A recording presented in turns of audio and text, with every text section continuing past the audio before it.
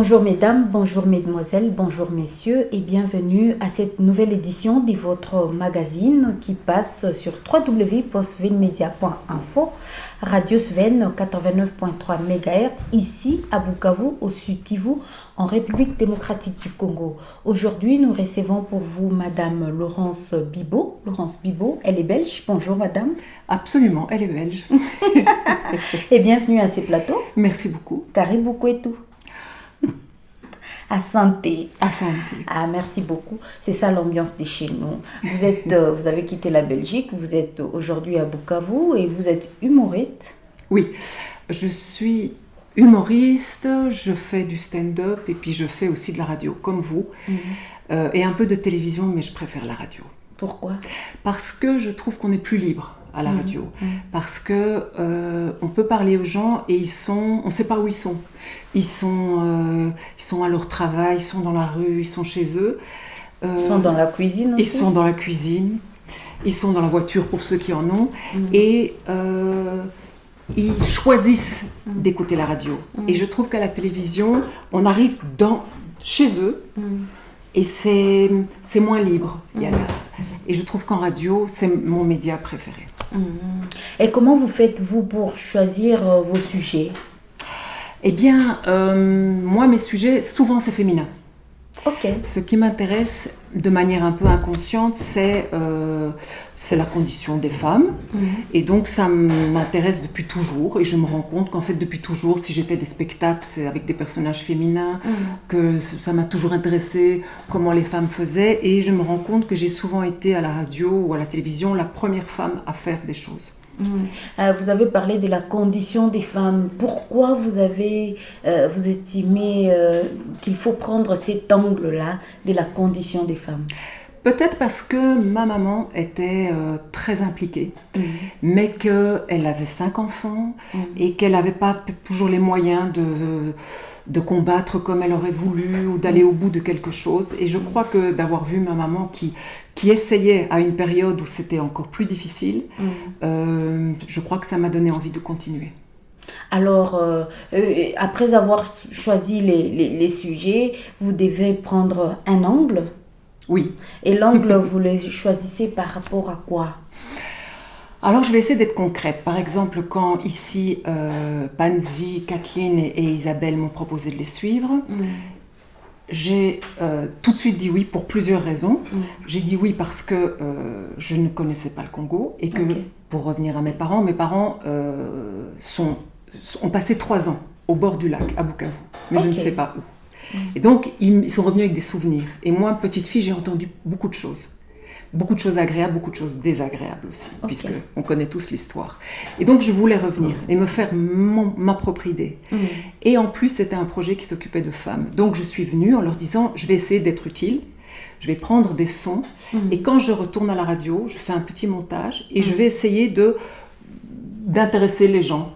Et donc, ça, c'est mon angle. En général, je fais de l'humour. Là, ça va pas être très drôle, mais je vais essayer de parler du travail qu'elles font. Et ce qui m'a intéressée, c'est que ce sont des femmes qui s'occupent de femmes. Et qu'en fait, je crois que même si on s'occupe de femmes au Congo, si on s'occupe des femmes en Bosnie, on s'occupe de toutes les femmes. Tu vois, quand on aide une cause, on aide, je crois, en fait, toutes les femmes. On devient féministe. Ah, ok. Donc, votre souci, c'est de défendre la cause des femmes. Et des enfants, bien entendu, mais je sais que là, ça me touche directement. C'est plus sincère. Voilà. Je trouve que c'est un peu mon devoir aussi de transmettre et de continuer à aider.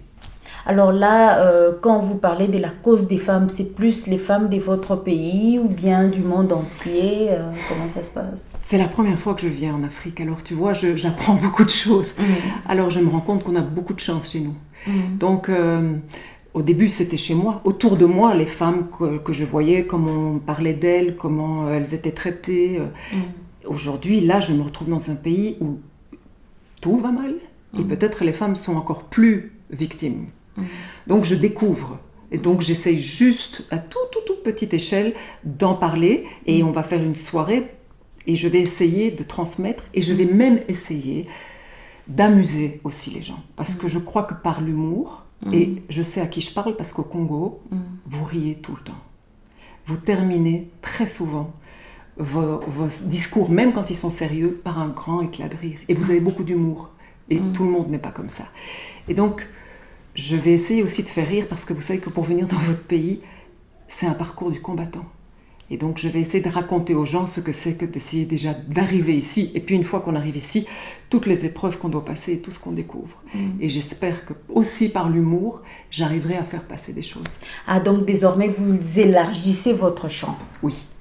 Ah, vous n'allez plus vous retrouver, vous limiter en Belgique parce que vous avez visité notamment la RDC, donc l'Afrique, ce qui est une bonne chose. Mais quelles sont les difficultés que vous rencontrez dans l'exercice de votre métier? Oh, écoute, moi j'ai beaucoup de chance parce que je ne trouve pas qu'en tant que femme ça a été difficile, mais je pense qu'il faut continuer à ce que les femmes accèdent à des postes de pouvoir et de responsabilité. Pourquoi? Pour montrer aux suivantes qu'elles ne sont pas meilleures que les hommes, mais que c'est possible. Et en faisant ça, elles ouvrent d'autres possibilités, même pour les hommes. Je trouve que le pouvoir doit se partager. Je trouve que les responsabilités doivent se partager. Ah ok, c'est bon. Les responsabilités doivent se partager. Et en Belgique, ça se passe comment? Les responsabilités se partagent aussi facilement comme ça? Elles se partagent, ça bouge beaucoup, mais on a un mouvement dont je ne sais pas quel impact il a eu en Afrique qui s'appelle MeToo. Est-ce que vous Ça signifie quoi, MeToo déjà? MeToo, c'était moi aussi. MeToo, c'est moi aussi. Et c'est venu du constat qu'en fait... donc c'est en anglais. C'est en anglais. Ok. Oui, pardon, MeToo. Et c'est parti d'un fait divers où un homme de pouvoir dans le monde du cinéma engageait des actrices et la plupart du temps les violait. Abusait d'elles, leur promettait un film si elles passaient la nuit avec lui. Et ça a été un tel scandale que ça a fait boule de neige, si tu veux, et que la parole tout à coup a été libérée, et que la parole s'est libérée partout. Et que même moi, j'ai entendu des filles qui avaient subi des agressions, dont je ne connaissais pas l'existence. Et pour l'instant, c'est ça qui secoue tout à fait notre monde. Notre société est tout à fait secouée par cette parole libérée et pour se dire finalement il y a beaucoup de filles qui ont été agressées. Alors vous avez un peu visité la République démocratique du Congo, même si c'est dans cette partie de l'Est, la partie orientale. Vous avez vu les conditions des femmes. Quelles sont vos impressions? Moi j'ai vu que des femmes formidables pour l'instant. Donc tu sais, à Panzi, quand on a été dans les plaines de jeux thérapeutiques, c'est des femmes qui s'occupent des enfants et il y a quelque chose de naturel, de rapide, d'instinctif, de bien organisé. Je trouve que les femmes travaillent très bien. Donc je n'ai heureusement vu que des actions et des endroits où ça se passe bien. Après, comme on disait, je trouve que leur condition est terrible, mais je pense que la condition du pays est terrible. C'est la condition du pays qui ne permet pas aux femmes d'avoir des conditions plus meilleures. Alors, y a-t-il un message que vous pouvez lancer comme ça aux femmes congolaises que vous avez rencontrées jusque-là? Parce que je rappelle que ça, c'est une partie de la République démocratique du Congo. Elles ne doivent pas oublier qu'elles sont les plus belles. Parce que vous êtes redoutables. Parce que même quand les conditions sont difficiles, on regarde les femmes dans la rue et je me dis... Qu'est-ce qu'elle est bien habillée, qu'est-ce qu'elle est coquette, qu'est-ce qu'elle est bien coiffée. Comment il y a une dignité, alors que je crois que les conditions sont difficiles. Et je trouve que c'est... tu vois, là, moi, je suis gênée, je suis comme ça, tu es comme ça. Et je me dis, oh mon Dieu, je devrais quand même faire un effort. Et je trouve que c'est vraiment une leçon. Alors, que doivent faire les femmes congolaises au-delà de l'habillement, au-delà du fait d'être coquettes? Merci beaucoup. Que doivent faire les femmes congolaises pour accéder aussi au poste de prise des responsabilités autant que les hommes? Oh là là, si j'avais la baguette magique et la solution, mais j'ai aucune solution. Moi, c'est une proposition qu'elles pouvaient faire. Je pense qu'elles doivent... Aux femmes, bien sûr, et au gouvernement également. Aux femmes, en tout cas, je pense qu'elles peuvent s'organiser entre elles. Je pense qu'elles peuvent qu'elles peuvent parfois faire des petites choses et ne pas lâcher, être obstinées sur des petites choses qu'elles peuvent faire et qu'elles ont besoin des autres. Et au gouvernement, il y a tellement de choses à dire au gouvernement. Je ne sais même pas par où commencer. Respecter les femmes, voilà. Qu'est-ce que tu veux que je fasse? Qu'est-ce que je peux te dire? Non, je peux pas te faire rire. Je peux te dire que j'ai pris des sons et que je me suis retrouvée face à des gens où je leur posais une toute petite question, et le principal intéressé est ici, où je lui demandais, d'après lui, quel était le meilleur morceau de musique congolaise, et qui m'a fait une réponse d'1 minute 30 pour arriver à la fin. Et on est passé on a traversé l'Afrique, on a lu la Bible, et on est arrivé enfin à la rumba congolaise. Ce monsieur est dans le studio, il se reconnaîtra. C'est vrai, hein? C'est vrai. Voilà. Donc, voilà. C'est ma première expérience avec le Congo. En tout cas, merci beaucoup.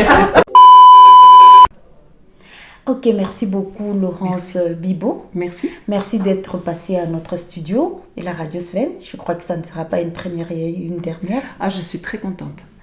Alors, merci à vous aussi de nous avoir suivis. Continuez à nous suivre comme ça sur www.svenmedia.info 89.3 MHz. Écrivez-nous au numéro qui paraît au bas de votre écran. À bientôt et au revoir.